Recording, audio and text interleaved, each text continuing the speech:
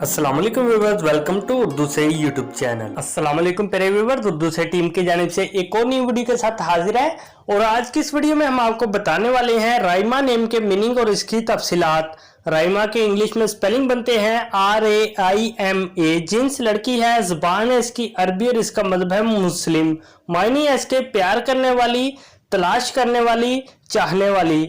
राइमा नाम का शुमार लड़कियों के नामों में होता है। राइमा नाम की इब्तदाई तारीख अरबी जुबान से निकलती है। राइमा नाम के अफराद के लिए खुशकिस्मत नंबर 4 माना जाता है, जबकि खुशकिस्मत दिनों में बुध, जुम्मा और हफ्ता शामिल है। खुशकिस्मत वाली धातुओं में हिस्सों के हिसाब से चांदी और तांबा शामिल है।